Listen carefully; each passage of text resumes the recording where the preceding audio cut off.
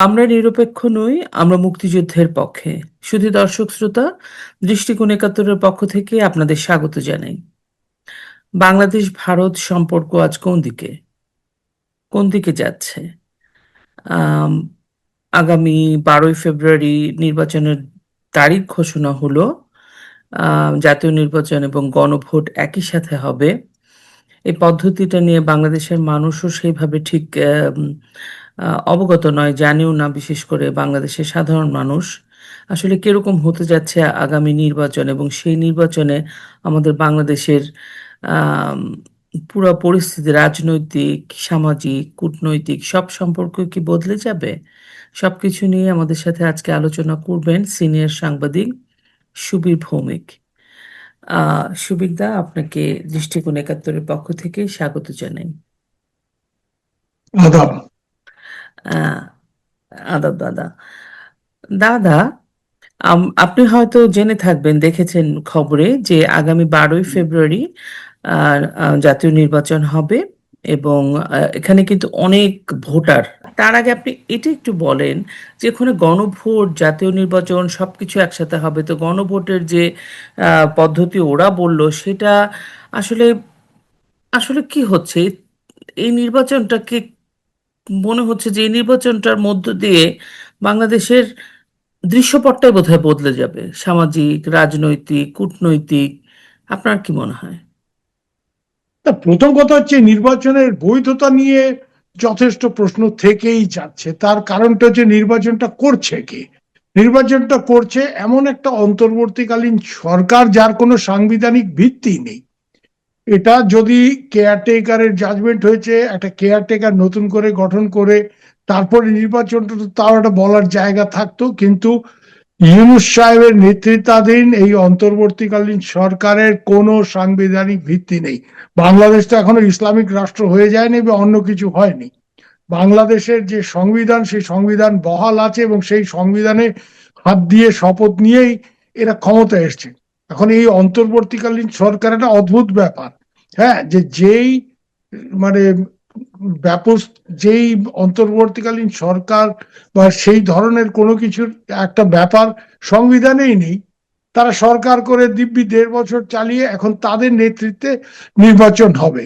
অর্থাৎ এটা তো নিরপেক্ষ হলো না, কারণ এরা নিরপেক্ষ না, এটা যথেষ্ট প্রমাণ ইতিমধ্যেই এরা দিয়েছে।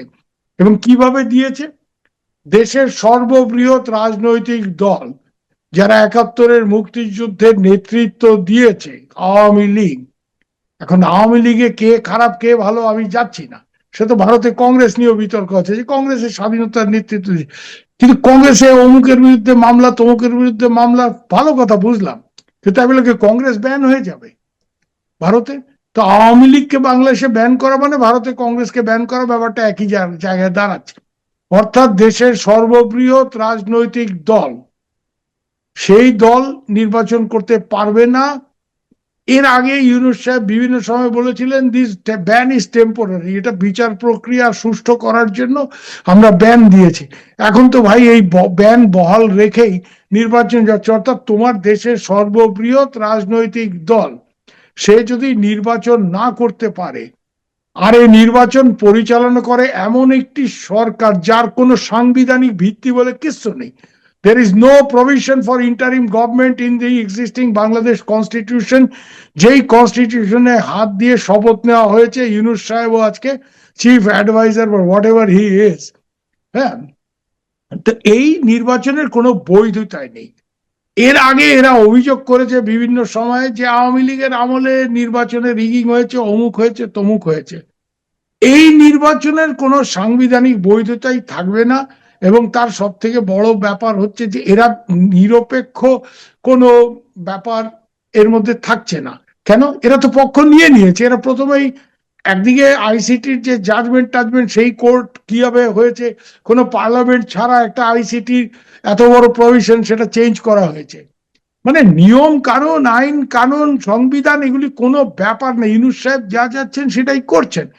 এখন দাদা, উনি যদি বলেন, দাদা বলো। এখানে একটা কথা বলি, যেমন বলছেন আপনি যে আওয়ামী লীগের সময় নির্বাচনে রিগিং হয়েছে বা আওয়ামী লীগের নির্বাচনগুলো না না, এটা অভিযোগ হয়েছে আওয়ামী লীগের অভিযোগ, সময় হ্যাঁ। রিগিং হয়েছে। কিন্তু ও সময় কিন্তু কোনো পার্টি ব্যান্ড ছিল না, এবার তো ব্যান্ড, যেটা আপনি এক্স্যাক্টলি। রেজ করলেন।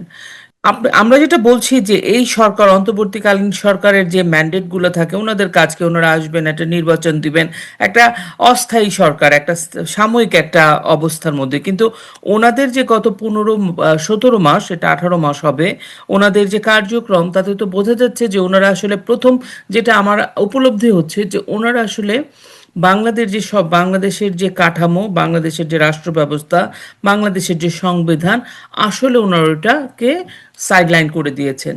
এটা ওনারা মুখে মাঝখানে ঐক্যমত কমিশন দিয়ে, জুলাই সনদ দিয়ে একটা কিছু বলার চেষ্টা করেছেন, কিন্তু আসলে ওনারা এটাকে 5 তারিখ থেকে, 5ই আগস্ট থেকে সাইডলাইন করে দিয়েছেন। এটা হচ্ছে প্রথম ব্যাপার, ডক্টর ইউনূস। সেই কারণে যেটা আজকের দিনে যে কথাটা সবচেয়ে বেশি উঠে আসছে, যে কিছু কিছু দেশ, বিশেষ করে ভারত, বলছে ইনক্লুসিভ নির্বাচন হওয়া উচিত, কিন্তু এই যে ইসির যে ডিক্লারেশন যে নির্বাচনটা হবে 12ই ফেব্রুয়ারি, এবং নির্বাচনে ভোটার সংখ্যা কিন্তু অনেক, 12,07,00,000-এরও বেশি ভোটার তারা বলছে, হ্যাঁ। এবং প্রবাসীরা ভোটার তারা পোস্টালের মাধ্যমে ভোট দিবে। পোস্টালের মাধ্যমে কিভাবে, মানে অনলাইনে নাকি, আমি ঠিক বুঝতে পারছি না। না না, এখানে শোনো লোপা, একটা কথা কি জানো, the devil lies in the detail বলে একটা কথা আছে হ্যাঁ, ইংরেজিতে। যে তুমি বলে দিলে আমি ইহা করিব, আমি তাহা করিব, উহা করিব। আমি রাজা মারিব, মন্ত্রী মারিব, সব মারিব, কিন্তু প্রশ্নটা হচ্ছে হাউ। এবং এখানে সব থেকে বড় প্রশ্নটা হচ্ছে কি, গণভোটে ইস্যুটা কি হবে? হ্যাঁ, হোয়াট গণভোট। Is Bangladesh going to vote on? কি পরিবর্তন, কিসের পরিবর্তন, সেটা আগে স্পষ্ট হওয়া দরকার। এই দুটো জিনিস একসাথে তো হতেই পারে না, 1 নম্বর কথা। তাহলে তিনটে ব্যাপার এখানে আসছে। নাম্বার ওয়ান, কে ইলেকশন করাচ্ছে? ইন্টারিম গভর্নমেন্ট, যার কোনো কনস্টিটিউশনাল বেসিস নেই। দুই, এই ইলেকশন প্রক্রিয়ার মধ্যে দেশের সর্ববৃহৎ রাজনৈতিক দল, হ্যাঁ, ইউনূস সাহেব যেটা চেষ্টা করে, তার সারা জীবন, মানে আর কয়েক বছর বাকি আছে কি আছে আমি জানি না, হ্যাঁ, ওই প্রাইজ জিতেছে আমেরিকানদের সাথে ফিটিং টিটিং করে, সেটা ছেড়ে দাও। উনি কত বড় ইকোনমিস্ট সেটা আমরা জানি।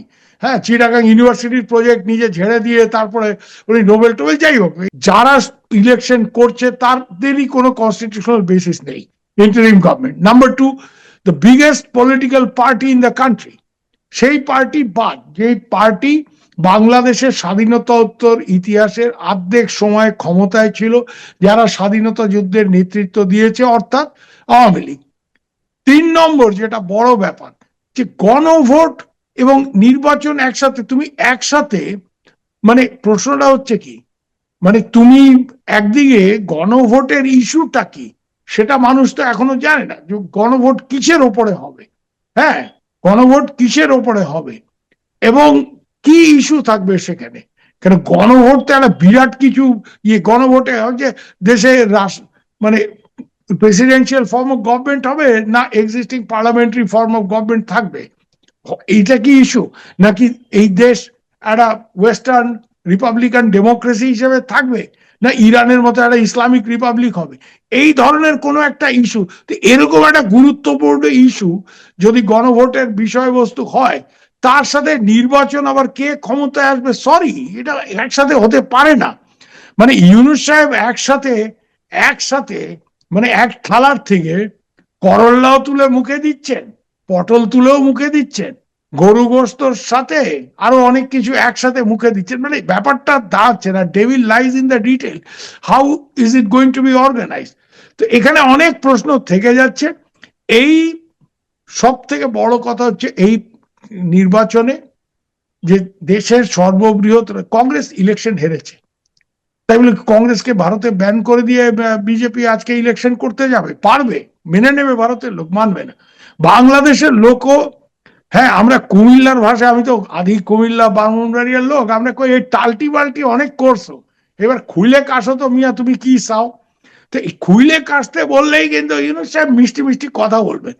হি is trying to destroy the very constitutional structure of Bangladesh. This is the conspiracy. আর সেকেন্ডলি, বাংলাদেশে যে সব থেকে বড় জিনিস, যেটা বাংলাদেশ যে কারণে বাংলাদেশ, সেটা বাঙালি পাকিস্তান না, ওকে, যে এই একাত্তরের কৃষ্টি মূল্যবোধ এই পুরো ব্যাপারটাকে উনি ধ্বংস করার জন্য প্রথম থেকে সক্রিয় হয়েছেন। উনি এই ব্যাকডোর দিয়ে জামাতে ইসলামীকে ক্ষমতায় আনার একটা চক্রান্ত করেছেন এবং এটাই উনি করবেন, কারণ জামাতে ইসলামী ওনার মেইন এখন সাপোর্ট বেস এবং এর জন্য একটা তড়িঘড়ি করে ইলেকশন দিচ্ছে আওয়ামী লীগকে বাদ দিয়ে একটা গণভোটের সাথে মিলিয়ে। মানে এটা হয় কোনোদিন একটা এবং ইস্যু। প্রশ্নগুলা শুনেছেন দাদা, গণভোটের প্রশ্ন? না আমি ঠিক জানি না, আমি কিন্তু আপনাকে একটা পড়ে শোনাবো। হ্যাঁ শোনাও। এক, গণভোটের 4টি বিষয়ের উপর নির্ধারণ করা হয়েছে প্রশ্ন। আহ, এক, নির্বাচনকালীন সময়ে তত্ত্বাবধায়ক সরকার, নির্বাচন কমিশন ও অন্যান্য সাংবিধানিক প্রতিষ্ঠান জুলাই সনদে বর্ণিত প্রক্রিয়ার আলোকে গঠন করা হবে। দুই, আগামী সংসদ হবে 2 কক্ষ বিশিষ্ট।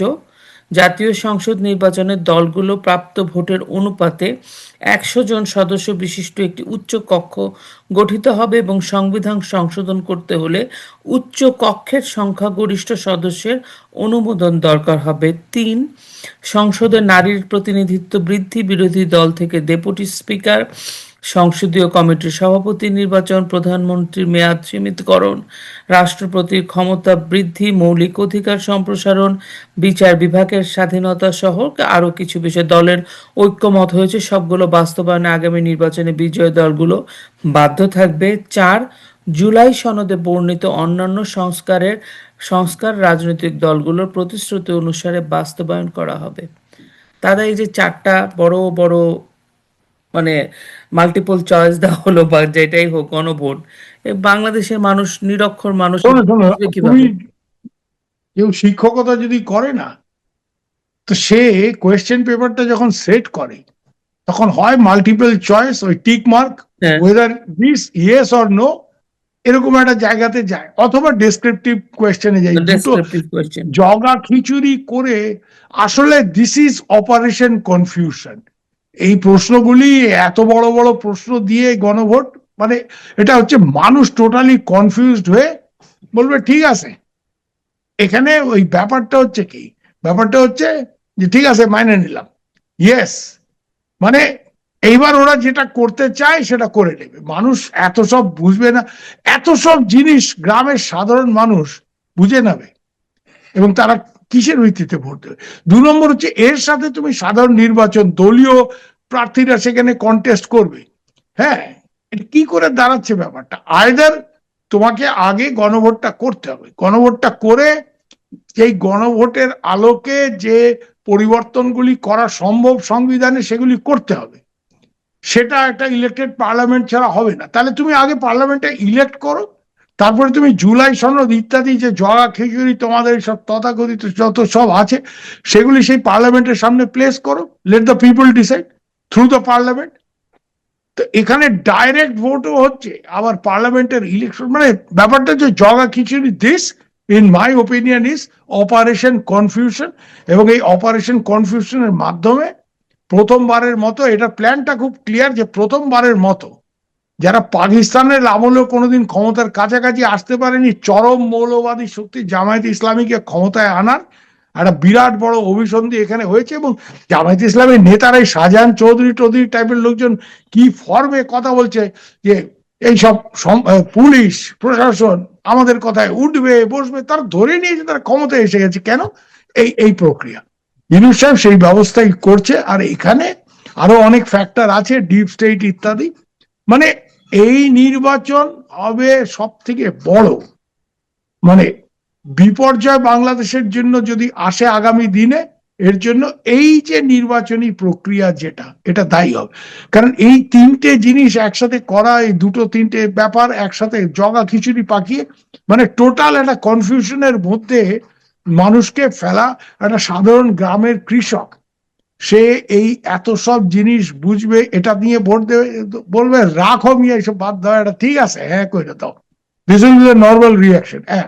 2 নম্বর হচ্ছে তারপরে তাকে ভোট দিতে হবে, কাকে ভোট দেবে, কোন পার্টিকে দেবে। এবং সেখানে সব থেকে বড় কথা হচ্ছে কি, আজকের তারিখও যে যতই কথা বলুক এটা সবাই জানে যে 30-35% তো বটেই, আর একটু বেশিও আওয়ামী লীগের ভোটার আছে। তো তুমি 30-35% লোককে তার মানে চয়েসের পার্টিকে চুজ করতে দিচ্ছ না, এটা কি ধরনের গণতন্ত্র হচ্ছে ভাই?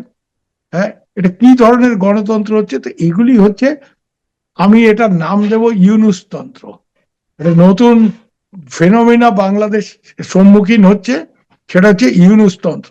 এবং ইউনুসতন্ত্রকে বাংলাদেশ মেনে নেবে না, মেনে নিলে ভালো কথা, যাই করবে লোক দেখা যাক। কিন্তু এটা নির্বাচনও হচ্ছে না, এটা গণতন্ত্র হচ্ছে না, এটা কিছুই হচ্ছে না। ইট ইজ নাইদার একটা হিয়ার নট দেয়ার। ওই হিন্দিতে একটা কথা বলে না, ধোবি কা কুত্তা না ঘর কা না ঘাটকা, এটা ওই ধোবি কা কুত্তা না ঘর কা না ঘাটকা, ওই প্রক্রিয়া হয়ে যাচ্ছে। দাদা, এই তো গেল নির্বাচনের বিষয়টা। অবস্থার দৃষ্টে মানে আপনি যদি পিছন ফিরে 17 মাসের কর্মকাণ্ড ইউনূসের দেখেন, ইউনূস কিন্তু খুবই মানে মুখে যাই বলছেন, যে যাই বলছেন, এত বাধা বিপত্তি, আসলে উনি তার কাজটা করেই যাচ্ছেন। হ্যাঁ, নির্বাচনটা যদি আজকে তফসিল, তারপরে যদি সত্যি সত্যি 12 ফেব্রুয়ারি। পেছনে তোমার যদি শক্তিশালী চাচা একজন থাকে না, হ্যাঁ, তো সেটাই তুমিও, বলতে যাচ্ছিলাম। হ্যাঁ, মানে খুদা মেহেরবান তো গাধা ভি পেহলবান। তেলবান। বুঝতে তো পেরেছো? পিছনের হ্যাঁ, চাচাটাকে বুঝতে পারেন দাদা? আপনি তো একজন বর্ষিয়ান। তো আমরা তো জানি এটা আমেরিকান ডিপ স্টেট, ওয়ার্ল্ড এর সব থেকে বড় মাফিয়া। এখন এইসব মন্তব্য করলে, আজকাল তো ট্রাম্প সাহেব বলে দিয়েছেন যে আমেরিকাতে ভিসা দিতে গেলে সোশ্যাল মিডিয়া হ্যান্ডেল দেখবে ভিসা প্রার্থীকে, আমাদের হয়তো ভিসা দেবে না, যে I am not bothered, I am not very fond of that country. American deep state হচ্ছে পৃথিবীর সব থেকে বড় মাফিয়া, এবং তারা এই জায়গাতে কন্ট্রোল পাওয়ার জন্য, ইউনুস হচ্ছে তাদের তৈরি করা মাল, ইজ দেয়ার ম্যান। হ্যাঁ, এবং তাকে বিল্ড আপ করা হয়েছে একটা systematically over a period of 3-4 দশক ধরে এই লোকটাকে বিল্ড আপ করা হয়েছে। হ্যাঁ, উনি কোথাকার পিএইচডি, উনি কি ডক্টর, সব আমরা জানি। হ্যাঁ, is now open book, everybody he is bin expose totally. হ্যাঁ, এবং এখানে তোমরাও জানো যে তার ওই কি করে উনি এই এন্টায়ার মাইক্রো ক্রেডিটের ব্যাপারটা হাইজ্যাক করলেন, কি করে নোবেল, মানে পুরো ব্যাপারটাই জানা। ওনার দুটো ব্যাপারে উনি খুব পটু। একটা হচ্ছে উনি নেটওয়ার্কিং জানেন, অর্থাৎ কার পায়ে ডাইভ দিলে, কার নাকে সর্ষার তেল না নারকেল তেল মাখালে ওনার লাভ হবে, সেটা উনি বোঝেন, 1 নম্বর। 2 নম্বর হচ্ছে ব্যবসাটা বোঝেন, টাকা পয়সার ব্যাপারটা বোঝেন।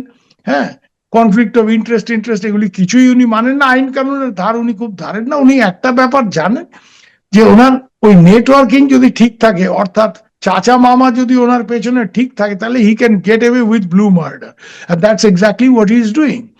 তো এটার জবাব একদিন ওনাকে দিতে হবে। এখন কত তাড়াতাড়ি কি সেটা আলাদা ব্যাপার, কিন্তু এই বাংলাদেশ আজকে একটা বিরাট মানে ক্রাইসিসের সম্মুখীন হতে যাচ্ছে এই ইউনুসতন্ত্রের মাধ্যমে।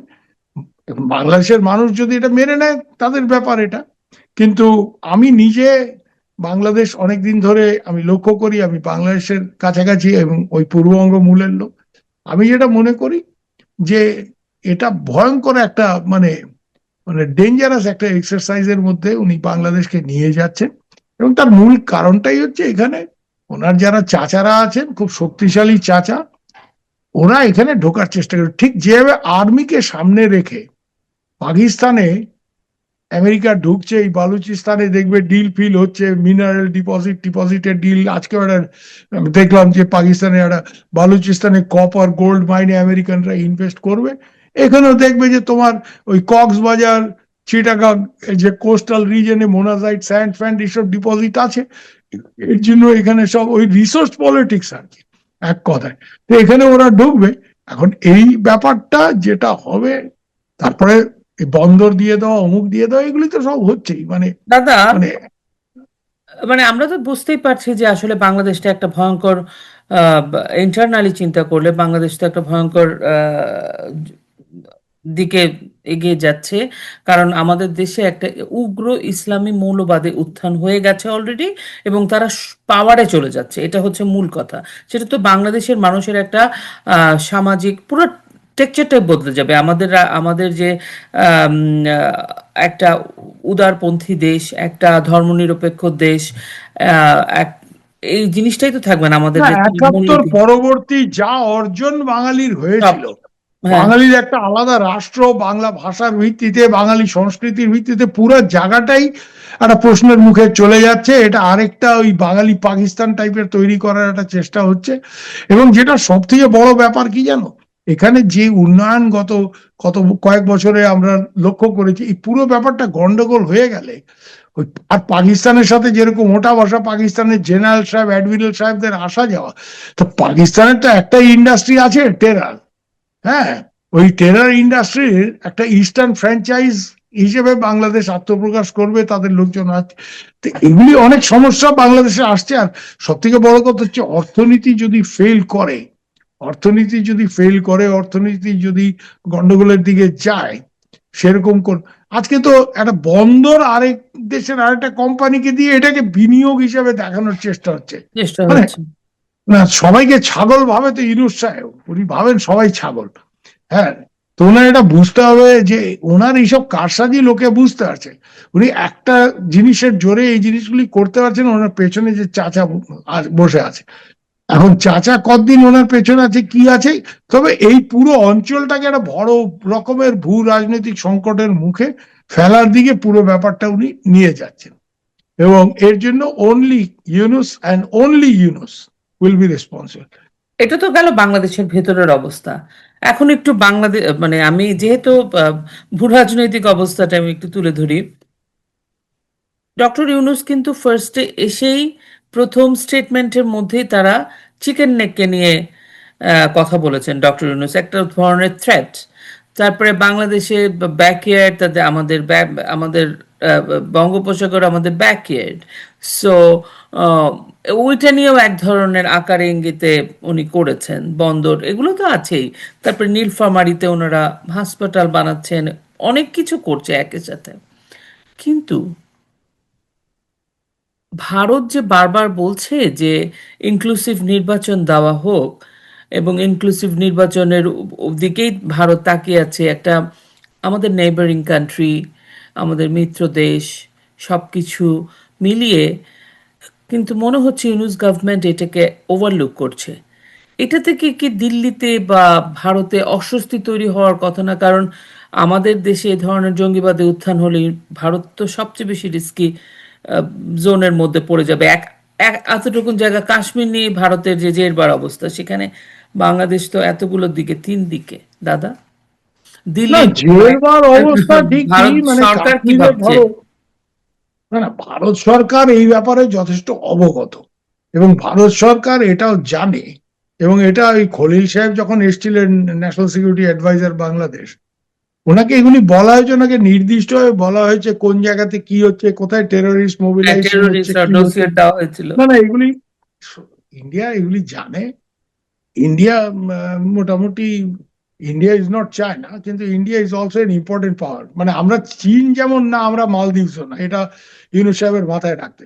আর উনি ওইসব বঙ্গোপসাগর টাগর বলেন টলেন, উনি ভুলে গেছেন নো ব্লকেট। আমরা যদি 71-এর যুদ্ধে নো ব্লকেট করতে পারি পাকিস্তান এবং ইস্ট পাকিস্তান দুটো একসাথে, উই ক্যান ডু এভরিথিং। বুঝতে পারছো, উই ক্যান ব্লক। আর ওই চিকেন নেক ফেক বলছে, চিকেন নেক মানে মিলিটারি থ্রেট দিচ্ছে। Let him try. বাংলাদেশেরও অনেক চিকেন নেক টেক আছে, ফেনী করিডোর। আর তাছাড়া ওইটা শোনো, একটা বেসিক ব্যাপার কি, ভারত একটা জিনিস, ভারত বাংলাদেশকে শত্রু দেশ বলে মনে করে না, এখনো করে না। ভারত জানে বাংলাদেশের সাধারণ মানুষ ওইভাবে চিন্তা করে না। হ্যাঁ, বাংলাদেশের সাধারণ মানুষ, সে চিকিৎসাই বলো, আর আমার এই ছোট বোনদের দেখি তো ওই শাড়ি কেনার জন্য ঈদের বাজার থেকে আরম্ভ করে সবকিছু ভারতের সাথে একটা ওতপ্রোত যোগাযোগ, এটা বহুদিন ধরে তৈরি হয়েছে। এটা ওই ইন্ডিয়া আউট ক্যাম্পেইন ট্যাম্পেইন ওইসব কিছু লোকজন বিদেশে বসে এখানে বসে এগুলি করে উঠতে পারেনি। এই সম্পর্কের জায়গাটা আঘাত করার ইউনুস চেষ্টা করছে। আর নর্থ ইস্টার্ন রিজনে the elephant in the room is Bangladesh. North eastern রিজনের যারা লোকজন, যারা ওখানকার আদিবাসী, আসামের অসমিয়ারা, কি অন্য সব বিভিন্ন উপজাতিরা, তারা তো ভারতীয় রাষ্ট্রকে তাদের সেভিয়ার হিসেবে মনে করে। দু একটা গ্রুপ ছেড়ে দাও, তারা তো বাংলাদেশের থেকে অনুপ্রবেশ, মানে অর্থাৎ বাংলাদেশের থেকে অবৈধভাবে লোকজন এসে এখানে বসবাস করবে, এখানে বাঙালিদের সংখ্যা বেড়ে যাবে, এই জিনিসটাকে তারা সব থেকে ভয়ের চোখে দেখে।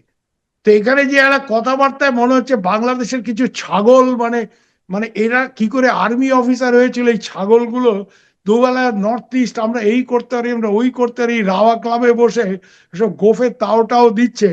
হ্যাঁ, এরা তো কোনোদিন সেভাবে মানে যুদ্ধ ফুদ্ধ কি করেছে না করেছে 71 আমি জানি, তারপরে তো বাংলাদেশ আর্মি কোনোদিন যুদ্ধ ফুদ্ধ করেনি না। হ্যাঁ, তো এরা এইসব কথা বলে যে একেবারে উত্তর পূর্বে আমরা ঢুকে আমরা দখল করে নিতে, এই জেনারেল ফজলুর রহমান, হ্যাঁ, ওই বিডিআর এর চিফ ছিলেন। চেষ্টা করে দেখো না, it's an open invitation, try to take north east, তোমরা নেওয়ার চেষ্টা করো। আরে ভাই, চীনের মতো পাওয়ার নর্থ ইস্টের যে জায়গা তারা দখল করেছিল 62 যুদ্ধে, সেই দখল করার জায়গা থেকে তারা পিছু উঠে গেছে। যেই জায়গা তারা গত ওই 2019-20 লাদাখে দখল করেছিল, সেই জায়গার থেকে তারা চাইনিজরা আমাদের সাথে চুক্তি করে তারা পিছু উঠেছে। ওয়াই? বিকজ ওই জায়গাটা সাস্টেনেবল না। আমি তো বারবার বলছি, ইন্ডিয়া চীন না, ইন্ডিয়া আমেরিকা না, কিন্তু ইন্ডিয়া মালদ্বীপও না, ইন্ডিয়া বাংলাদেশও না। ইটস এ ফরমিডেবল মিলিটারি পাওয়ার, এবং মিলিটারি পাওয়ার ছাড়াও আদার 10টা অপশন আছে, সেটা ইন্ডিয়া ইউজ করবে না। কিন্তু ইন্ডিয়াতে অ্যাভারেজ একটা থিঙ্কিং আছে যে বাংলাদেশের সাধারণ মানুষ আমারা দুশ্মন নেই। হ্যাঁ, বাংলাদেশের সাধারণ মানুষ, বাংলাদেশের বেশিরভাগ মানুষ আমাদের দুশ্মন না। তো ওই কতিপয় কিছু মোল্লা, কিছু ওই বাবল তাবল চিৎকার করে যারা, আর খালি কোয়াব দেখে 5 লক্ষ লোক নিয়ে, 50 লক্ষ লোক নিয়ে ভারতের জেহাদ করবে, ওইসব আজে বাজে কথা ওই আমেরিকাতে গিয়ে বলা টলা, ওগুলি ঠিক আছে, ওয়েস্টার্ন কনজাম্পশনের জন্য বলো, ঠিক আছে। Militarily Bangladesh army, they will try an adventure against India, let them try it. ওরা, হ্যাঁ, পাকিস্তানের একটা চেষ্টা আছে কি জানো তো, ওরা একটা টু ফ্রন্টের মধ্যে অলরেডি পড়ে গেছে। কেন? যেই তালিবানকে ওরা তৈরি করেছিল, আফগানিস্তানে জেহাদ করেছিল, সেই তালিবানের সাথে আজকে ওদের মারামারি হচ্ছে। সেই তালিবান আজকে ওদের পেটাচ্ছে। তার জন্য কাবুলের উপরে গিয়ে পাকিস্তানের এয়ারফোর্সকে বোম ফেলতে হচ্ছে। তার প্রত্যুত্তর হিসেবে তেহরিকে তালিবানে Pakistan, which is the creation of Pakistan ISI, তার আজকে পাকিস্তানের ভিতরে হামলা চালিয়ে এখানে 20 জন, ওখানে 30 জনকে মেরে দিচ্ছে। আর যে বালুচিস্তানের রসদ, ওই মিনারেল খনিজ সম্পদ দেখিয়ে ট্রাম্প সাহেবকে উত্তেজিত করছে পাকিস্তানিরা, সেই বালুচিস্তানে বালুচ লিবারেশন আর্মি, হ্যাঁ, ট্রেন পর্যন্ত হাইজ্যাক করে নিচ্ছে। এই তো পাকিস্তানের অবস্থা। তো পাকিস্তানের তো শিক্ষা হয় না, 71-এর পরে ওদের শিক্ষা হয়নি, নিজের নাক কেটে অপরের যাত্রা ভঙ্গ বলে একটা কথা আছে, সেটা করে। তো পাকিস্তান যেহেতু নিজের একটা টু ফ্রন্ট সিচুয়েশনে পড়ে গেছে, ওরা ইন্ডিয়াকে একটা টু ফ্রন্ট সিচুয়েশনে ফেলার চেষ্টা খেলতে করছে। চাচ্ছে। এটা ভারতের জন্য নিশ্চয়ই উদ্বেগজনক, ভারত এর দিকে সজাগ দৃষ্টি রাখবে। আর এই পাকিস্তানিদের এই খেলায় বাংলাদেশের যারা পাকিস্তানকে, ইউনূস সাহেবই হোক আর ওই জামাতের হুজুররাই হোক, যারা এই কাজ করবে, তাদের আমি একটা জিনিস বলতে পারি, please give it A try. তোমরা দেখো না, নর্থ ইস্টে যাও, হ্যাঁ, 5 লক্ষ জিহাদি দিয়ে নর্থ ইস্টে গিয়ে মার্চ করো, দেখো নর্থ ইস্টের লোক তোমাদের ওয়েলকাম করে কিনা, না তোমাদের ডান্ডা দিয়ে পেটায়। তো এগুলি ব্যাপার না, বুঝতে পারছো? আর 2 নম্বর কথা হচ্ছে, চাইনিজরা 62-তে আমরা যুদ্ধে পরাজিত হয়েছি, কিন্তু যেভাবে ইন্ডিয়ান আর্মি ফাইট করেছে, ওটা ব্যাপার না। ওগুলো আমেরিকানদের সম্ভব না। আমেরিকানরা একটা জায়গায় হুম হাম করে ঢোকে, তারপরে সেই জায়গার থেকে ল্যান্স তুলে পালায়। What is the defining image of American military intervention? ভালো তুমি না। কি লক্ষ্য করে দেখো যে ওয়ার্ল্ড ওয়ারের পরে ওয়ার্ল্ডের সব থেকে শক্তিশালী মিলিটারি আমেরিকা, তারা একটা যুদ্ধ জেতেনি। না। They have lost in Vietnam, they have lost in Afghanistan, they have lost in everywhere. আজকে আমেরিকানরা যেই আল কায়দা নিয়ে এত হোম হাম, যে আল কায়দা তাদের টুইন টাওয়ার উড়িয়ে দিল, সেই আল কায়দার এক কমান্ডারকে সিরিয়ার প্রেসিডেন্ট করে তাকে ট্রাম্প সাহেব লাঞ্চ ডিনার খাওয়াচ্ছে। মানে আমেরিকানরা যে কত বড় রাস্কেল, এটা তো বোঝাই যায়। আমেরিকানদের কাছে কোনো পার্মানেন্ট ফ্রেন্ড, এনিমি নেই, আর ওরা সব সময় এই এক্সট্রিমিস্টদেরকে ইউজ করার চেষ্টা করে পৃথিবীতে, বিশেষ করে ইসলামিক ওয়ার্ল্ডে। ওরা যেখানে যেখানে গণতন্ত্র আনার নামে ওই সোকল ডেমোক্রেসি করার চেষ্টা করেছে, এখানে বেনিফিটেড হয়েছে। ওরা হোসনি মুবারকের গভর্নমেন্ট ইজিপ্টে ফেলেছে, পাওয়ারে কে এসছে? Islamic Brotherhood. এখন ওরা ইসলামিক ব্রাদারহুডকে ব্যান ফ্যান, ট্রাম্প সরকার এগুলি নিয়ে। তো ওরা আজকে একে ইউজ করে ভেরি মানে শর্ট একটা টার্ম। অদ্ভুত নীতি, ওরাই বসায় আবার ওরাই নামায়, মানে তার কারণটা হচ্ছে, বসানোর সময় ওরা ইমিডিয়েট ট্যাকটিক্যাল কনসিডারেশনে বসায়। Americans have no long term strategic outlook, this is their problem. ওরা আজকে মনে করলো যে আমার সাথে আমার লোক আগে দিয়ে কাজ হবে, তোমাকে বসে দেবো। পরে যখন দেখলো আরে তুমি ফ্র্যাঙ্কেস্টাইন, তখন তোমাকে ফেলার জন্য। তো আগে তালিবানকে ব্যাক করেছে, কাকে? রাশিয়াকে ভাগাতে হবে। হ্যাঁ, জেহাদকে ব্যাক করো, আফগান জেহাদ। তারপরে আফগানিস্তানে দেখে যে আরে এই এখানে বসে ওসামা বিন লাদেন ওদের টুইন টাওয়ার অ্যাটাক করছে, তখন আবার হুম হাম করে আফগানিস্তানে ঢুকলো। আফগানিস্তানে ঢুকে এই করে দেখা সেই করে দেখা, তারপরে কি লাস্ট ইমেজটা কি, ঠিক ভিয়েতনামের 75-এর সাইগন, এই 2000 ইয়েতে কাবুল, যে ওই পাই পাই করে আমেরিকান ওই কর্নেল মেজররা দৌড়ে লাস্ট হেলিকপ্টারটা ধরার চেষ্টা করছে, আমেরিকা পালাচ্ছে। মানে বীরত্বের সঙ্গে নয়, একেবারে ন্যাক্কারজনক ভাবে পশ্চাৎ ভাবে পালিয়ে অপসর। গেল। আচ্ছা দাদা, আমরা এই প্রসঙ্গে চলে আসি, আমাদের প্রসঙ্গে। আমরা তো তাহলে ভারতের কথা বলছেন, যে ভারত জানে, ভারত ভারতের মতো ইয়া আমরা একটা করবে। জানো তো, আমরা ওই পূর্ব বাংলায় একটা কথা আছে না, যে দেখতেছি মিয়া তুমি কত পারো, আমরা শুধু কিন্তু দেখতেছি, এরকম তো, এখন শুধু এরকম যেন দেখতেছি। না হয়। আবার আমরা এটাও বলি যে ভানুর কৌতুকের মতো যেন না হয়, যে চোর এসে চুরি করে সব চলে গেল, আমরা তো দেখছি। হ্যাঁ, এরকম। সেটা এই ভয় তো থাকেই, যে তুমি you become wise after your horses have bolted, সেটা না। তবে নজর আছে, এবং খলিল সাহেবকে তো লিস্ট ফিস্ট দেওয়া হয়েছে, মোটামুটি আমরা জানি, আমরা এগুলি সব জানি, কারা এই ন্যাশনাল আর্ম রিজার্ভের নামে আজকে এখানে ইসলামিস্ট মিলিশিয়া তৈরি করছে। সেসব অফিসাররা বনানী কোন কত নম্বর রোডের কোন বাড়িতে বসে প্ল্যানিং করছে পাকিস্তানিদের সাথে, we know all this things, এগুলি আমরা জানি। সেখান থেকে আর্মির গলফ ক্লাব টপ দেখা যায়, এদিকে খুব ইসলাম টিসলাম, ওখানে আবার স্কচের বোতল বোতলও খোলা হয়, সেগুলি আমরা জানি টানি, উই নো দিস। তারপরে রাভা ক্লাবে মিটিং করে হ্যাঁ এই উত্তর পূর্বাঞ্চল দখল করে আরে হরিদাস পাল, তোমরা মানে আগে ভালো করে একটু পার্বত্য চট্টগ্রামটা সামলানো রে বাবা। ওটা তো তোমার দেশে তো ক্রাইসিস আছে, এমন তো না যে সব ঠিক হয়ে গেছে। আচ্ছা দাদা। আর এই পার্বত্য চট্টগ্রাম দেখো, পার্বত্য চট্টগ্রামে 20 বছর মিলিটারিলি ইনসার্জেন্সি তো বাংলাদেশ আর্মি ট্যাকেল করতে পারেনি। এটা কিভাবে ট্যাকেল হয়েছে? শেখ হাসিনা ক্ষমতায় এসছে, উনি ডায়ালগে গেছেন এই পাহাড়িদের সাথে, ওদেরকে টেবিলে বসিয়েছে, মানে ইন্ডিয়ার যেটা ফর্মুলা। ইন্ডিয়াও দেখো এই নাগারা এত বছর যুদ্ধ করেছে, হ্যাঁ ভাই টেবিল পে आओ বাতচিত করতে हैं। Sheikh Hasina peacefully, followed the same, peaceful peacefully talk, through dialogue, because through dialogue, dialogue is the other name of democracy. Democracy, তো রাইট। এরা এই যে 20 বছর, এই যে 75 থেকে যে পার্বত্য চট্টগ্রামে ইনসার্জেন্সি চলেছে, ওখানে জিয়া সাহেব কলার তুলেছেন, এরশাদ সাহেব কলার তুলেছেন, আরো নানা রকম, হ্যাঁ, এই মানে বড় বড় সব জেনারেল সাহেব ব্রিগেডিয়ার সাহেবরা কলার তুলে তো শান্তি বাহিনীকে ট্যাকেল করতে পারেনি, যুদ্ধ আটকাতে পারেনি, মারামারি রাইট, ক্ষয়ক্ষতি আটকাতে পারেনি। হ্যাঁ, রাইট। আমি 86-এ নিজে দেখেছি বাংলাদেশ আর্মি কি ধরনের, হ্যাঁ ওরা অ্যাম্বুশ করে ওদের কাছে যে চিঠিপত্র বাংলাদেশের কোন মেজরের পকেট থেকে ওইসব চিঠিও আমার পড়া, আমি I know this, I followed this insurgencies very closely, আমার তো বইপত্র এইসব নেই। আমি যেটা বলতে চাইছি, যে militarily Bangladesh army fail to tackle the problem in Chittagong hill tracts. How was it tackle? It was tackle because Sheikh Hasina after coming to power in 1996, she invited these people, উনি এই জেএসএস শান্তি পার্বত্য চুক্তি, চট্টগ্রাম জনসংহতি সমিতির সাথে কথাবার্তা শুরু শান্তি করেন, চুক্তি করলেন। নানা রকম ব্যাক চ্যানেল ট্যানেল ইউজ করেন, সেখানে ইন্ডিয়ানরা ওনাকে হেল্প টেল্প করেছে, ন্যাচারালি করবে। ওনার ইন্ডিয়াতে অনেকের সাথে খাতির ছিল, সেই সময় জ্যোতি বসু জীবিত ছিলেন, প্রণব মুখার্জি ছিলেন, হ্যাঁ এদের সাথে ওনার একটা আত্মিক যোগ আছে, ন্যাচারালি বাঙালিদের মধ্যে এটা থাকবে ভাই। আমার যেমন আমার বোনদের সাথে আছে, থাকতে থাকবেই এটা। হ্যাঁ, বাংলাদেশে এই যোগাযোগে, আর বোন তো না বইন, তো বোন থাকবে, ভাই থাকবে, এগুলি থাকবেই, এই সব আর্থিক যোগাযোগ আছে। শেখ হাসিনার সেসব জিনিস আছে, কেউ কাকা বাবু, কেউ বড়দা, এইসব তো এগুলি থাকবে। এগুলি নিয়ে ওই কিছু ব্লগার ট্লগার চিৎকার চেঁচামেচি অমুক তমুক কিছু ওই রাভা ক্লাবে বসে হম্বি তুম্বি, ওগুলি না।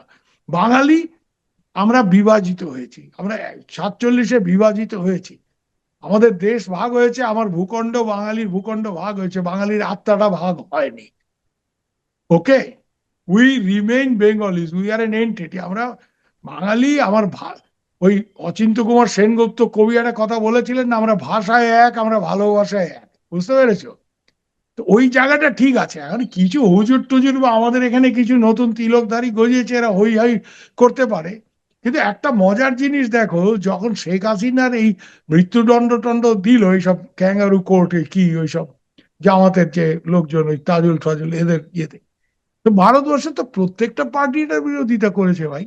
এই একটা জায়গাতে সে বিজেপি কংগ্রেস নিজেদের মধ্যে যতই মারামারি করুক, বহেনজি বাপাস নেই জায়গা, এটা কংগ্রেসও বলেছে, এটা বিজেপিও বলেছে, আর সিপিএম তো এখানে বাঙালিরা বলেছি যে না, এ তো কোনো বিচারই হয়নি, ওনার ফেরত যাওয়ার কোনো প্রশ্নই ওঠে না। হ্যাঁ, তো এই একটা ব্যাপারে এখন এখানে অনেকে বলতে পারে যে ভারতের এটা কূটনৈতিক দিক থেকে এটা ঠিক না, ভারতের সম্পর্ক গড়ে তোলা উচিত বাংলাদেশের সাথে। ভালো কথা, আমি মানছি, কোনো দলের সাথে না, কোনো ব্যক্তির সাথে না। কিন্তু প্রশ্নটা হচ্ছে, এই প্রচেষ্টা যে বিজেপির আগের সরকার, মানে মোদী সরকার না, বাজপেয়ীর সরকার 2001-এ এই প্রচেষ্টা তো করেছিল। এটা তো বলাই হয়েছিল যে বিএনপির সাথে আমরা একটা সম্পর্ক গড়ে তোলার চেষ্টা সম্পর্ক করেন, করেছিলাম। হ্যাঁ। করা হ্যাঁ, যে যা ইলেকশন হোগা जो आएगा पावर में हम उसके साथ ये। এবং তখন বিএনপি ক্ষমতায় এসছে, তারেক জিয়াকে ওয়েলকাম করা হয়েছে, উনি দিল্লিতে এসছেন, উনি আদানি আম্বানি, তখন আদানি অত ছিল না, আদানি পরে উঠেছে, আম্বানির সাথে মিটিং আম্বানিজ করেছেন, অমুক করে। তারপরে চট্টগ্রামের ঘটনাটি ঘটলো। ঘটলো। তখন ভারতের অনেক বড় বড় মাতব্বর যারা আমাদেরকে বলেছে, এই ব্রজেশ মিশ্র ন্যাশনাল, যে we cannot put all our eggs in one basket, আমরা ওয়ান তাদের বাস্কেট, একটা ইয়া। কথাই না না, আমরা তখন একটা কথাই বলেছি যে Bangladesh we only have one basket so far, other baskets are bottomless. हाँ, उसका नीचे कुछ नहीं है, अंडा छोड़ेंगे गिर के टूट जाएगा, और वो दूसरा कोई बास्केट नहीं है, एक ही बास्केट। যাই হোক, আমাদের সাথে এই নিয়ে, কিন্তু 2004-এ যখন এই যেই বিএনপির সাথে সম্পর্ক গড়তে গিয়ে দেখা গেল যে এরা অস্ত্র আনছে, এবং এরা এই অস্ত্র কে পাবে, বাংলাদেশের জেআরইরা তো পাবেই, তার সাথে আলফা পাবে। কেন, যেদিন ওই অস্ত্র আসার কথা সেদিন ওই জিইসি মোড়ে একটা হোটেলে পরেশ বড়ুয়াও ছিল, আমি জানি এটা, পরেশ বড়ুয়া নিজে আমাকে বলেছে, তো we know all this things. হ্যাঁ, আমি পরেশ বড়ুয়াকে চিনি টিনি, আমি এদের আচ্ছা। সাথে আমার ওতপ্রোত। এখানে যেটা ব্যাপার হচ্ছে, তখন ভারতের লোক বললো যে আরে, हम लोगों ने तो इनके साथ में अच्छा रिश्ता करने का कोशिश किया, बट ये लोग ऐसा कर रहा है।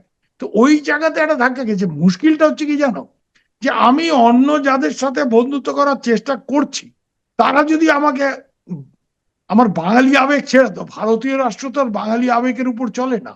না। হ্যাঁ, তো ভারতীয় রাষ্ট্রশক্তি, ওই বাজপেয়ী সাহেব তখন প্রধানমন্ত্রী, ব্রজেশ মিশ্র ওনার ইয়ে কি বলে ন্যাশনাল সিকিউরিটি অ্যাডভাইজার, ওরা কিন্তু বাংলাদেশে এই মাল্টিপল অ্যালাইনমেন্টের কথা বলেছে, চেষ্টাও করেছিল। কিন্তু যখন এই ঘটনাটা ঘটলো চিটাগাঙে, এবং তারপরে আরো বেশ কিছু ঘটনা ঘটলো, যখন দেখা গেল যে ভারতের সংকটমোচন বেনারসের টেম্পেলে যে অ্যাটাক হচ্ছে, জেহাদিরা কোথার থেকে আসছে, ওই জেহাদিরা বাংলাদেশে বেস করে এখানে এসে অ্যাটাক করছে। ভারতের প্লেন নেপাল থেকে হাইজ্যাক হচ্ছে, ওই জেহাদিরা বাংলাদেশে এসে 1 মাস থেকেছে। তাদের আইএসআই লিড এজেন্ট যে, এবং আইএসআই যেখানে ডিপ্লোম্যাটিক কাভারেজে ছিল হন্ডা সাহেব, পারভেজ ইকবাল চিমা, এরা সব এখানে শেপার্ডিং করে তারপরে নেপালে ঢুকিয়েছে। এই প্রমাণগুলি ভারত পাওয়ার পরে, এবং এর প্ল্যানিং হয়েছে সেই দুবাইতে বসে, কোন হোটেলে কি হোটেল এক্সেলেন্সিয়ার, এগুলি সব ডিটেলস আমাদের ইন্টেলিজেন্স জানার পরে, এই ব্যাপারগুলি যখন সম্মুখে আসে রাজনৈতিক নেতাদের, তখন কংগ্রেসই বলো বিজেপি বলো, এই জন্য দেখবে যে মোদী সরকার ক্ষমতায় আসার পর ওই বাজপেয়ী যেটা করেছিল, যে আমরা বিএনপি আওয়ামী লীগ অমুক তমুক সবই সমান, ওই দিকে আর যায়নি। ওরা তখন কি করেছে, যে নেই ভাই ও লোক তো গড়বড় করেগা, ও তো আমরা, তো তখন ওএনজির সাথে, মানে শেখ হাসিনার সাথে সম্পর্ক কিন্তু করেছে। দাদা, এবং আজকের যে পরিস্থিতি, আজকের পরিস্থিতিতে তো ওই কারণে, নানাবিধ কারণে বইনজি বা শেখ হাসিনাকে যে যেভাবে টার্গেট করে, যেভাবে তাকে রাজনীতি থেকে সরিয়ে দেওয়ার একটা ষড়যন্ত্র অনেকদিন আগে থেকেই হয়েছে। এবং বোঝা যায় যে এটা তো আর পট করে হয়ে যায় না জুলাই আগস্টে, এটা তো আসলে অনেক বছরের এটা একটা না না, পরিকল্পনা। উনি ক্ষমতায় আসার পরে বিডিআর বিদ্রোহ বিদ্রোহ এগুলি তো আমরা জানি কেন হয়েছে, কি হয়েছে। শোনো, ওই এই কেস যে তো আবার থিওরি একটা এখন, সলভ কেস আবার তুললো ওরা। না না, সলভ কেস মানে, আরে একটা সিম্পল জিনিস, আমি ক্ষমতায় এসছি, আমি নিজের ঘরে গন্ডগোল লাগাবো? মানে এগুলি কাকে কি বোঝাচ্ছে লালু বুলু, এগুলি সব প্ল্যান্ড ওয়েতে এই জিনিসগুলি করা হচ্ছে, মানে একটা ন্যারেটিভ তৈরি করার চেষ্টা হচ্ছে। কে দাদা, করছে এটা? কাকে আপনাকে এই কমিশনের দায়িত্ব দিলে, যে 2001-এ ঠিক ইলেকশনের আগে বিএসএফ এর সাথে একটা পীর ধোয়াতে মারামারি করালো এই ফজলুর রহমান, কেন? যে এই ইন্ডিয়ার সাথে বর্ডারে গোলাগুলি যেই মুহূর্তে হবে, একটা অ্যান্টি ইন্ডিয়ান হাওয়া উঠবে, অ্যান্টি ইন্ডিয়ান হাওয়াটা ওখানে উঠলেই আওয়ামী লীগ ইলেকশনে পরাজিত হবে। This was the plan. তো সেটা যেমন 2001-এ ছিল, ঠিক 8-9-তেও শেখ হাসিনা ক্ষমতায় এসছে ওই বিডিআর কে টার্গেট করো, 2001-এও ওই বিডিআর কে দিয়েই এই বর্ডারে গন্ডগোল করিয়ে একটা ভারত বিরোধী জিগির তুলে শেখ হাসিনাকে ইলেকশনে হারানোর যে খেলাটা হয়েছিল, সেই জিনিসটা আবার শেখ হাসিনা এত বিপুল ভোটে জিতে ক্ষমতায় এসছে এটা মেনে নিতে পারেনি 71-এর পরাজিত শক্তি। তারা মিলে প্ল্যান করে এই গন্ডগোলটা এটা করালো বিডিআর বিদ্রোহ, ইট ওয়াজ দেয়ার প্ল্যান। এবং এটা এখন একটা নতুন ন্যারেটিভ দেওয়ার জন্য ভারতের থেকে লোক ঢুকে ওখানে হিন্দি ভাষায় কথা বলেছে। তো তুমি বাবা, তুমি তো বিডিআর এর চিফ ছিলে, তুমি কি ঘাস কাটছিলে তখন? ভারতের লোক, ভারতের থেকে সেনাবাহিনী ভেতরে ঢুকে গেছে, তোমরা টের পাওনি, ঘুমোচ্ছিলে? তো এইসব ফজলুর রহমান টমান এই লোকগুলি, we know all this people, এদের ধান্দাটা কি, হ্যাঁ, এরা এরা কি চায়। হ্যাঁ, তো এরা এখন এখানে যেটা ব্যাপার যে শেখ হাসিনাকে ফেলার চেষ্টা হয়েছে, শেখ হাসিনার এগেইনে 18-19টা মানে ওনাকে মারার চেষ্টা হয়েছে, সেগুলি আমরা জানি তো সব। We we are all well aware of it. অনেকগুলি দাদা, তাহলে এখন যে আমরা যেই জায়গাটার মধ্যে দিয়ে চলে যাচ্ছি, যাই বলি আমরা, বাংলাদেশের যে বর্তমান সিচুয়েশন, এই সিচুয়েশনটা আসলে বাংলাদেশের আহ, মানে বাংলাদেশের রাষ্ট্র কাঠামোটা, বাংলাদেশের পুরা চিত্রটাই বদলে দেওয়ার একটা অবস্থার মধ্যে আমরা দাঁড়িয়ে গেছি। এবং সেখানে বাংলাদেশের জনগণ এবং একটা মুষ্টিমেয় ইউনূস নেতৃত্বাধীন যে গোষ্ঠী এবং উগ্র মৌলবাদ গোষ্ঠী, এটা পুরাটা ডিস্টিংক্টলি একদম বোঝা যাচ্ছে আলাদা হয়ে গেছে। এবং ওনারা পাওয়ারফুল এবং ওনারা যা ইচ্ছা তাই করছে, এবং আমাদের নেইবারিং কান্ট্রি অবজার্ভ করছে, সেটা ঠিক আছে। কিন্তু আমরা আপনার কথাতে যেটা বললাম, ভারতও মানে ওই বাজপেয়ী সরকারের পরে থেকে একটু কনজারভেটিভলি চিন্তা করছে যে না, বাংলাদেশে আসলে আওয়ামী লীগ থাকলে ভারতের জন্য, এইটা সব সরকারে থাকলে ভারতের জন্য সুবিধা। এটা আমি বুঝতে পারছি।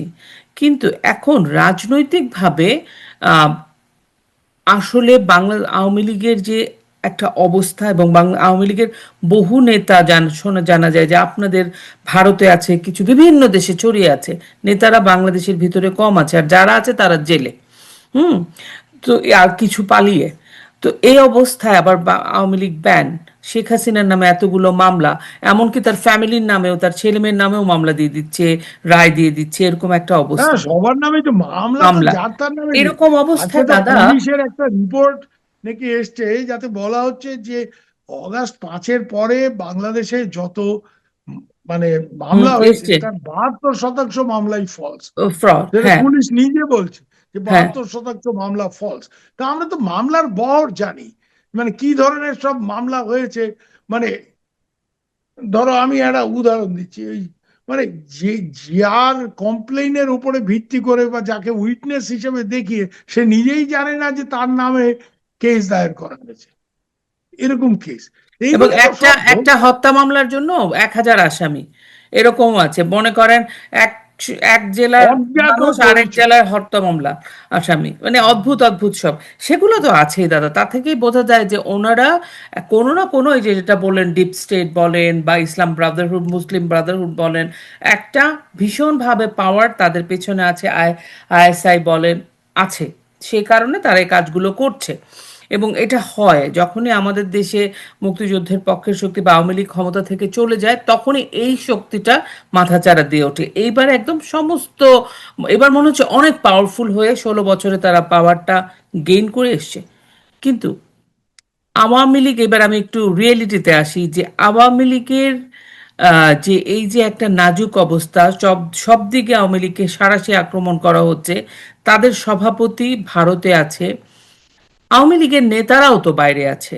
তো এই অবস্থাতে আমরা যদি বাংলাদেশে আওয়ামী লীগের দৃশ্যত কোনো মাঠের আন্দোলন না দেখি, তাহলে কি আওয়ামী লীগের ফেরা সম্ভব? অ্যাট দ্য সেম টাইম বিএনপির অবস্থাও তো নড়বড়ে হয়ে গেছে। তার মানে কি, ইউনূসের যে -2 -4 বা বিরাজনীতিকরণের যে রাজনীতিটা, সেটা কিন্তু এস্টাবলিশ হয়ে যাচ্ছে। তার মানে কি না, বাংলাদেশ অদূর বিরাজনীতিকরণ আমি এটা ভবিষ্যতে। মানছি না।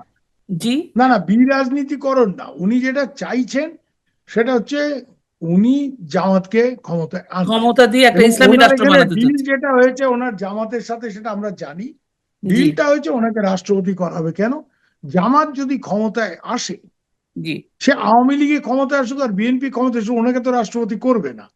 না, জামাত ক্ষমতা আসলে ওনাকে রাষ্ট্রপতি করবে একটাই কারণে, যে জামাতের যে একটা ইমেজ ক্রাইসিস হবে, যে একটা জি, ফান্ডামেন্টালিস্ট ইসলামিক অর্গানাইজেশন, তার জন্য একটা নোবেল লরিয়েট ইত্যাদি ওয়েস্টের ডার্লিং এরকম একটা লোককে ওরা সামনে রাখার জন্য ইউনূস সাহেবকে রাষ্ট্রপতি করবে।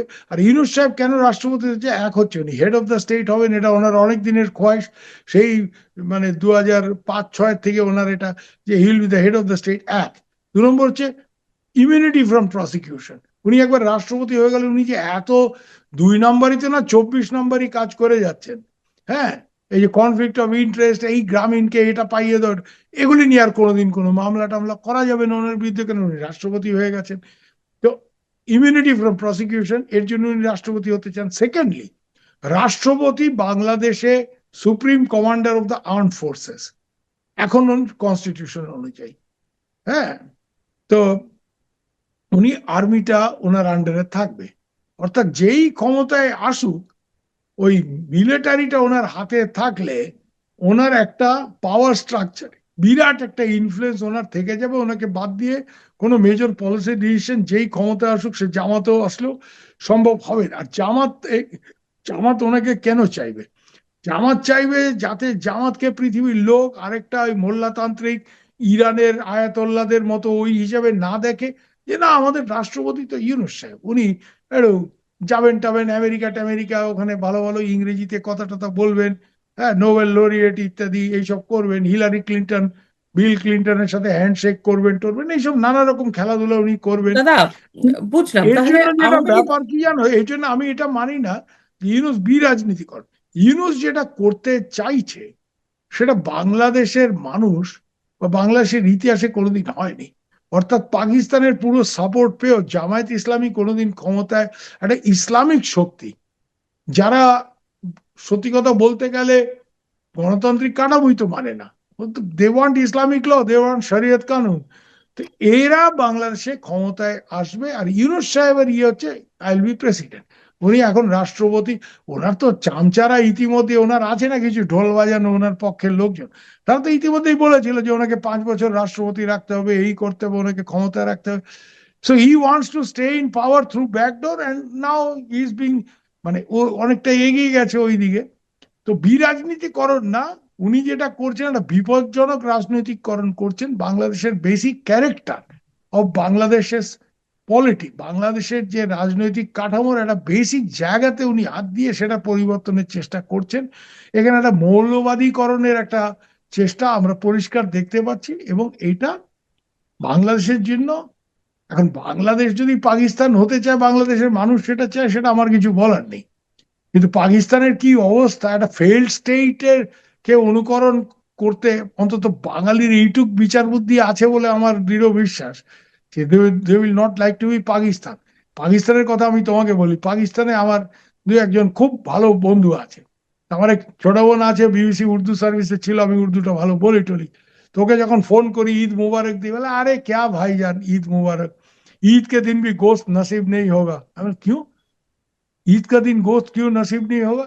বলে ই আরে গোস্ত 2,500 গোস্ত কা কিলো, তো 2,500 টাকা নাকি গোস্তের কিলো, এই জন্য। তো এইরকম একটা স্টেটকে যদি বাংলাদেশ অনুকরণ করতে চায়, বাংলাদেশকে এখন পাকিস্তান স্কলারশিপ দেবে বাংলাদেশের স্টুডেন্টদের জন্য। কি পড়াশোনা করতে যাবে ওখানে ভাই? একটাই ইন্ডাস্ট্রি আছে ওখানে, একটাই ইউনিভার্সিটি আছে, that is the university which teaches terror. একটাই ইন্ডাস্ট্রি আছে, that is the industry of terror. বাংলাদেশে যদি একটা জেহাদি ইন্ডাস্ট্রির ফ্র্যাঞ্চাইজ খুলতে হয়, পাকিস্তানে যাও, পড়াশোনা করো ওখানে। हाँ जनाब, दहशत गर्दी का तालीम दिया जाएगा तो बहुत अच्छा है, যাও উধার। ওটা আলাদা কথা। বাঙালির মানে একটা মাঝে মাঝে হয় কি, আমরা আমরা না খুব হতভাগা জাতি বাঙালি, বুঝতে পেরেছি? এই বিভিন্ন সময় 47-এ একটা ওরকম মুহূর্ত এসছে, তার আগে বাংলা এই যে ইয়ে মানে দুর্ভিক্ষ, তার থেকে দেশভাগ, 71 একটা আমাদের জন্য একটা ব্রাইট স্পট, তারপরে আবার এই নানা রকম গোলমাল এইসব যে এখন আমরা দেখছি তথাকথিত কি জুলাই বিপ্লব টিপ্লব ননসেন্স এইসব, এদের এইসবে করে আবার একটা মানে হতভাগা জাতি, তো আবার ঘুরে ফিরে আর একটা প্যাচে পড়ার দিকে। তো এগুলি বলে আর কি হবে, যাই হোক, নসিব মে দাদা, जो আমি है একদম वो होगा। শেষের দিকে চলে এসেছি। আমি একটা বিষয় শুধু জানতে চাই যে আপনি তো দেখছেন যে অনেক নেতারা আপনার ওখানেও আছেন, মানে ভারতে আছে আরকি। না, প্লাস আওয়ামী বিদেশে লীগের ব্যাপারে একটা কথা লোপামি করে আওয়ামী না, লীগ আওয়ামী ব্যাপারে লীগ একটু একটু কিছু ফাইট ইট বলেন। আউট। না, Awami League has to fight it out. ও শর্টকাট টর্টকাট নিয়ে এখানে নেতারা বসে এইসব ভাষণ ফাষণ দিলে কিছু হবে না।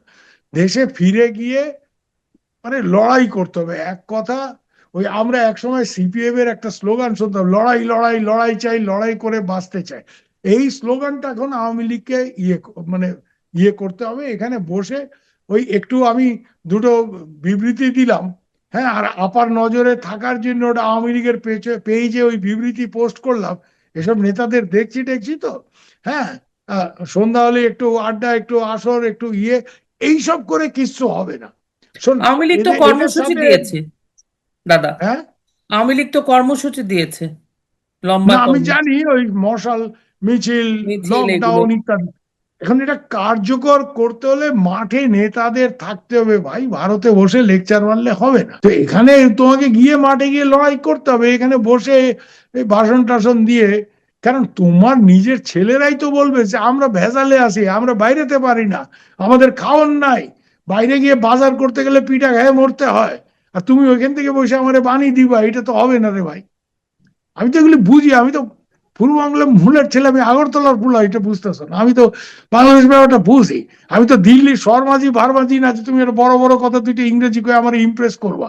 আমি বলবো মিয়া, তুমি তোমার এলাকায় যে তুমি কত বড় লিডার, তো তুমি কয় হাজার লোক নামায় তুমি এখানে কি করতে? আর শুধু ওই একটা ফ্ল্যাশ মিছিল, দুইটা ওই সেলফি তুলে ওইসব ফাইলামই আমরা বুঝি। ওই মিছিলের কায়দা কারণ দেখলেই বুঝি যে কোনো মতো তারা করে মিছিল করে ছবিটা তুলে, হ্যাঁ, ওইটা আপারে পাঠিয়ে দাও, আপা দেখছে কিনা, আপার নজরে থাকতে হবে। এইসব ফাইলামি বন্ধ করতে হবে। এইসব নেতাদের দেশে ফিরে গিয়ে আন্দোলনের দায়িত্ব নিতে হবে। আর আমি জানি পুরনো যারা ধরো লোকজন, আমি কিছুদিন জানলাম, আমি খুব বিশ্বস্ত সূত্রে, আমাদের অত্যন্ত বন্ধু স্থানীয় বড় ভাই আমির হোসেন, ওনাকে, একটা 85 বছরের লোক, মুক্তিযুদ্ধের অন্যতম সংগঠক, সে কোর্টে দাঁড়িয়ে বলছে এইভাবে চলবে না। মানে আমি তো শুনছি যে অন্য অনেকে যারা জেলে আছে তারা ডিমোরালাইজড হয়ে গেছে, আমু ভাই নাকি তাদেরকে মানে সাহস দিচ্ছে। আরে কি মিয়া, লড়াই করতে ভয় কি, ভয় কিসের আছে, অমুক তমুক। এই ধরনের স্পিরিটের লোক দরকার, এই ধরনের স্পিরিটের লোক দরকার এই যে ধরনের দাদা, এই ধরনের স্পিরিটের লোকগুলা কি গত 8-10 বছর একটু বাইরে ছিল? আওয়ামী লীগের একটা প্রবণতা আসলে এই নমিনেশন বাণিজ্য। আমি খুব খোলাখুলি বলছি, এতে কে আমার উপর বিরক্ত হবে কেন, আমি কারো থেকে ওই ব্রাউন খামে কিছু নেইটেই না। Okay, so I am not worry. হ্যাঁ, এবং আওয়ামী লীগের এবং এই জাতীয়তাবাদী শক্তি, একাত্তরের পক্ষের শক্তির অত্যন্ত শুভাকাঙ্ক্ষী হিসেবে আমি বলছি, আমার সমালোচনার লোককে শুনতে হবে। এখানে আমি পরিষ্কারই বলছি, এই যে নমিনেশন বাণিজ্য শুরু হলো, যে এত কোটি টাকা দিলে আমি নমিনেশন, এতে করে কি হলো? আওয়ামী লীগ কি, আওয়ামী লীগ পশ্চিম বাংলায় তাই সিপিএম ট্র্যাডিশনালি বা এরা কি মধ্যবিত্তের পার্টি, তো বেসিক্যালি নেতৃত্বটা মধ্যবিত্ত থেকে আসে, যে অমুক মাস্টার মশাই, ওর একটা সোশ্যাল প্রেস্টিজ আছে, টাকা পয়সা নেই কিন্তু তার একটা গ্রহণযোগ্যতা আছে, তার একটা সোশ্যাল প্রেস্টিজ আছে, লয়ার কি সাংস্কৃতিক কর্মী, হ্যাঁ, এই ধরনের লোকজন, এরা এই দলকে নেতৃত্ব দিয়ে এসছে ট্র্যাডিশনালি মুক্তিযুদ্ধের সময়ও। হ্যাঁ, যে বঙ্গবন্ধু বা এদের তো অনেক বড় মাপের নেতা, এদের কথা বলছি না, ধরো নেক্সট লেয়ার যারা, তোফায়েল ভাই, আমু ভাই, সুরঞ্জিত সেনগুপ্ত, এই লোকগুলি সাইডলাইন হয়ে গেল। এইসব কিছু ভুইফোড় ব্যবসায়ীদের কাছে আওয়ামী লীগের নমিনেশন বিক্রি শুরু করলো। এই ধরনের ব্যবসায়ী টাইপের লোকজন এই নমিনেশন পেয়ে আওয়ামী লীগের এমপি হলেন, কেউ কেউ মন্ত্রী হলেন। এই লোকগুলো, এরা মন্ত্রী হয়ে এমপি হয়ে প্রথম কাজ কি করলো? এরা জামাত বিএনপি টিএনপি বা ওইসব না, বা আদর্শগত সংগ্রাম ওইসবের মধ্যে থাকলো না। এরা আওয়ামী লীগেরই যে স্থানীয় হবে সব থেকে জনপ্রিয় যে লোকটা, যে নেতাটা, তার বিরুদ্ধে হামলা মামলা দিয়ে তাকে নিউট্রালাইজ করার চেষ্টা করলো। অর্থাৎ এক কথায় বলতে গেলে তুমি নিজের পায়ে নিজে গুলি করছো। আওয়ামী লীগ যে একটা ভয়াবহ শক্তির রাজপথে, এই ধরনের লোকজন, এই ধরনের জনপ্রিয়, যাদের ব্যাপক জনসংযোগ, যারা মুক্তিযুদ্ধ করেছে কি মুক্তিযুদ্ধের পরবর্তী সময়ে যারা আন্দোলন করেছে, 90 দেখেছে, জিয়া এরশাদের জমানা দেখেছে, মিলিটারি শাসনের বিরুদ্ধে দাঁড়িয়ে লড়াই করেছে, 1/11 দেখেছে, এই লোকগুলি আস্তে ধীরে সাইডলাইন হয়ে গেল। হ্যাঁ, এবং সাইডলাইন হয়ে গিয়ে কাদের নমিনেশন দেওয়া হলো? ওই অমুক মিয়া গত 10 বছরে অনেক টাকা করছে, সে 5 কোটি টাকা 10 কোটি টাকা দিয়ে আমি তো একটা না দুইটা নির্বাচনের ব্যবস্থা করে নিয়েছি, আমি অমুকরে টাকা দিয়ে আসি। আমি তো জানি ভাই সব। এইটা আওয়ামী লীগের সর্বনাশ হয়েছে। আওয়ামী লীগ নিজের পায়ে নিজে গুলি করেছে। এবং আজকে যে আওয়ামী লীগের সাংগঠনিক দুর্বলতা, ছেলে পেলে এখনো মাঠে প্রচুর আছে, লিডারশিপের প্রবলেম। একটা লিডারশিপের প্রবলেম জিনিস, হয়ে গেছে। না না, এখন এই ইউনূস সাহেব গত 1.5 বছরে যা করেছে, বাংলাদেশের আপামর জনসাধারণ আগেই ভালো আছিলাম এই কথাটা চালু হয়ে গেছে। কিন্তু এটার সুযোগ নিতে গেলে যে সংগঠনটা দরকার, যে নেতৃত্ব দরকার, সেই জিনিসটার কমতি আছে আওয়ামী লীগের। তৃণমূল স্তরে এখনো ছেলে পেলে আছে। Where is the leadership? যারা এদের গিয়ে লিডারশিপ দেবে, যারা লিডারশিপ দেবে। হ্যাঁ, যেটা 71-এ বঙ্গবন্ধু অ্যারেস্ট হয়ে পাকিস্তানের জেলে গেলেন, মুক্তিযুদ্ধ পরিচালনা করার জন্য তার যে নেক্সট র্যাঙ্ক অফ লিডারশিপ, দেওয়ার দেয়ার 3 ধাপ 4 ধাপ লিডারশিপ ছিল।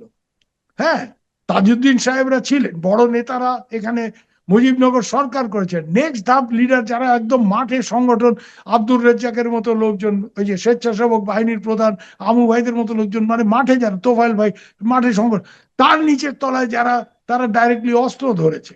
হ্যাঁ, এবং যুদ্ধ করেছে। তো ওই জায়গাটা, আওয়ামী লীগ একটা সংগ্রামের পার্টি ভাই। আওয়ামী লীগ একটা রাজপথ দখল করে সংগ্রাম করার পার্টি। এইবার কি হলো?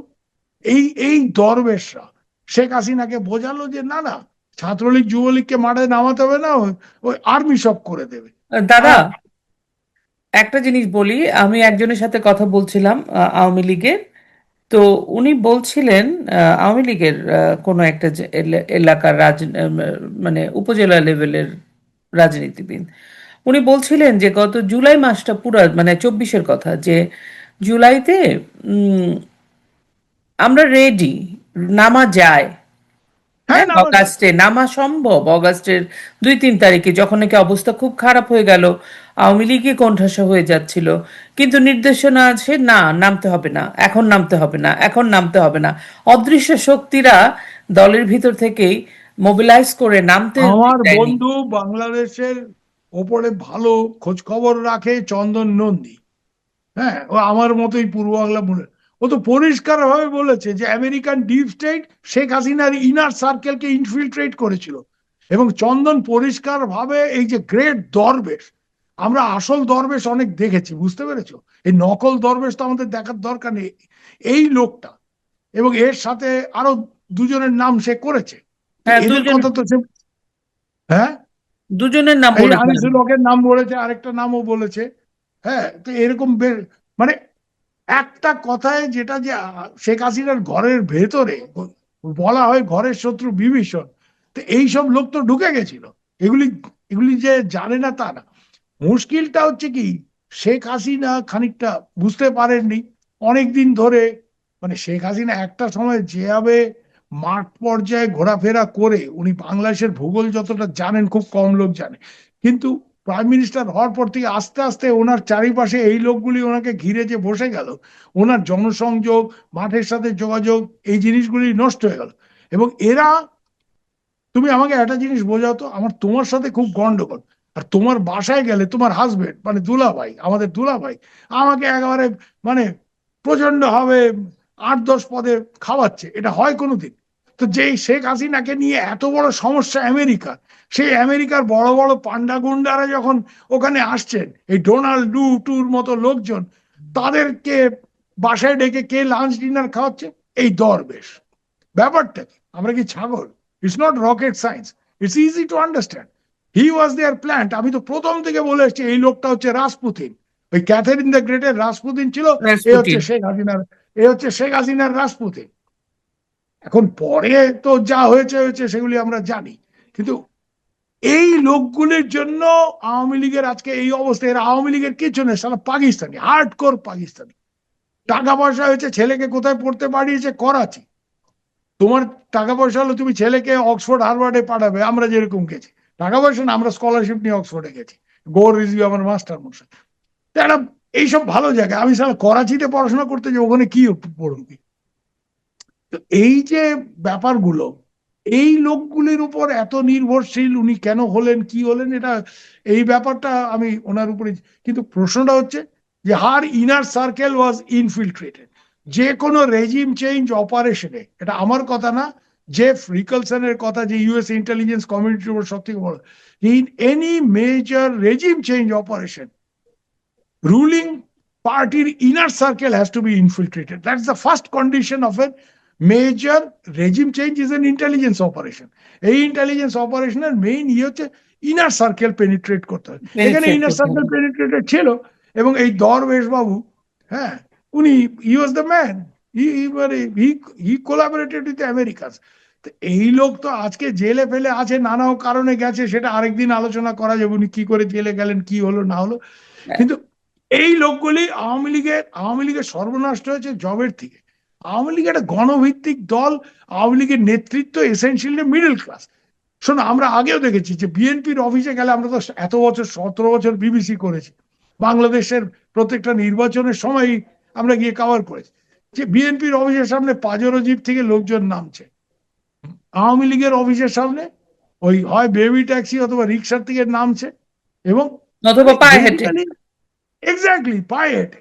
মানে ক্লাস ব্যাপারটা কি, মানে আওয়ামী লীগ একটা জেনুইন একটা মাস বেসড পার্টি, সেই জায়গাতে মাস লিডারশিপের যাদের ক্ষমতা, তারা আস্তে করে নিউট্রালাইজ হয়ে গেল, এবং এই তথাকথিত অসাধু ব্যবসায়ীদের সামনে তুলে এনে এদেরকে নমিনেশন দিয়ে এরা ক্ষমতায় থাকার জন্য প্রথম থেকে নিজের দলের জনপ্রিয় নেতাদের, ক্যাডারদের বিরুদ্ধে মামলা হামলা, এই আওয়ামী লীগ নিজের পায়ে নিজে গুলি করেছে, তার মাসুল আজকে আওয়ামী লীগকে দিতে হচ্ছে। এবং এইখানে সাথে দেশও মানে দিচ্ছে। ঢেলে সাজাতে হবে আওয়ামী লীগকে। লোক, আমি একটা জিনিস বিশ্বাস করি, there is no shortcut. Awami League একটা ঢেলে সাজাতে হবে, একটা লং ফাইটে আওয়ামী লীগকে যেতে হবে, দের ইজ নো শর্টকাট।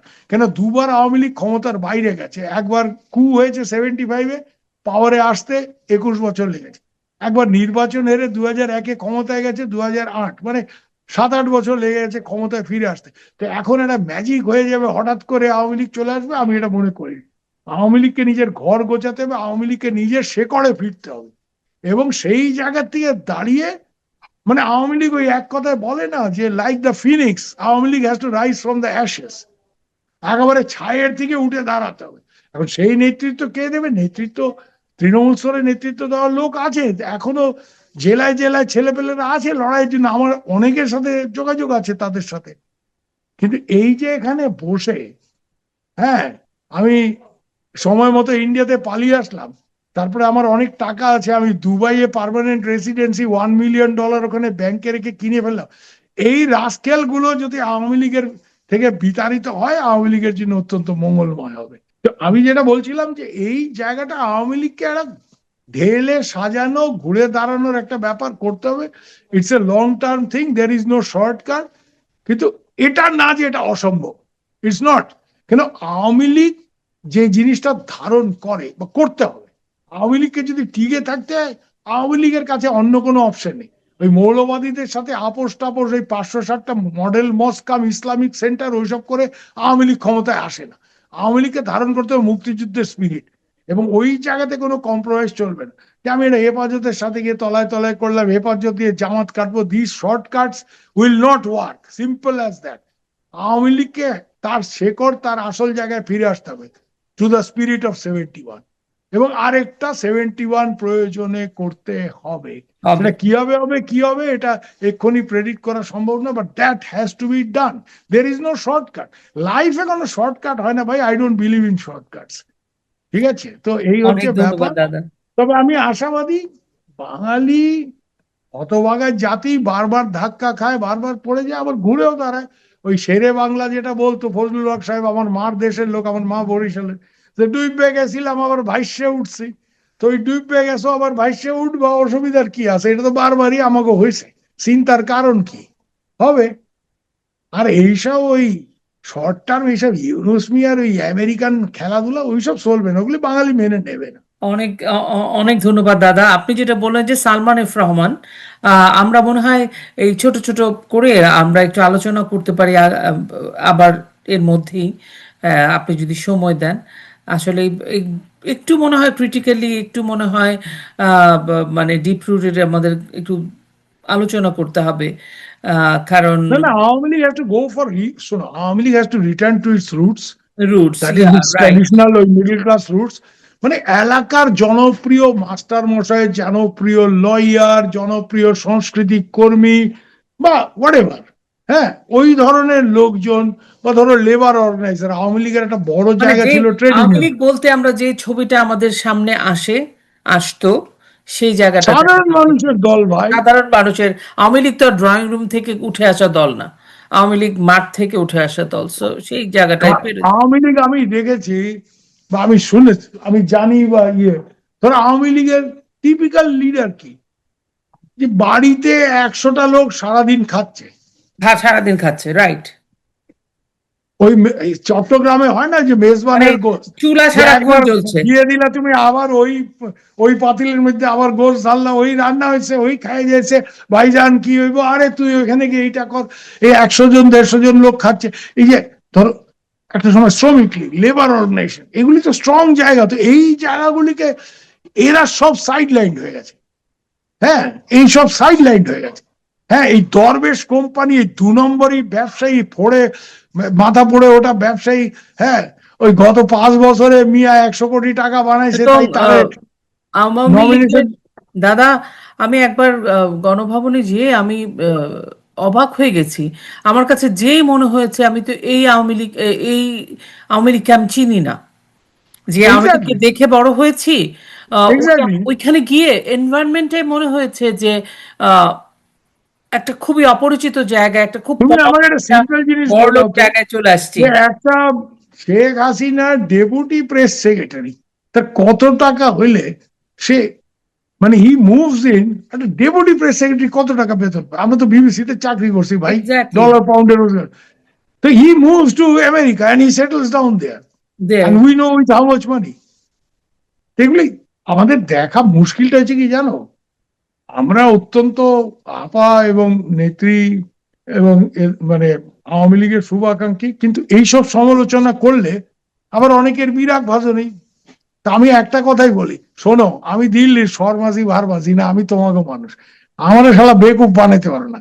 কোন মিয়ার দাড়ির রং কিসে মেহেন্দি করছে না দাড়ির রং সাদা হয়েছে, আর কার কয় বেগ, আমি খবর রাখি, আমরা বুঝতে পারছো, এইসব ফাইলেমে আমার লোকে করো না, বুঝতে অনেক ধন্যবাদ দাদা, ঠিক আপনি আছে, সময় দিলেন, অনেক লম্বা সময় দিলেন আমাকে, অনেক ঠিক ধন্যবাদ। আছে, আমরা আবার আলোচনা করব, এবার আলোচনা করব আরেকটু ক্রিটিক্যাল ওয়েতে, আমার মনে হয় ঠিক প্রয়োজনে আছে, আসলে আওয়ামী লীগকে নিয়েই আলোচনা করার একটা বিষয় থাকতে পারে, রাজনৈতিক দলগুলোকে নিয়ে, স্পেশালি বাংলাদেশের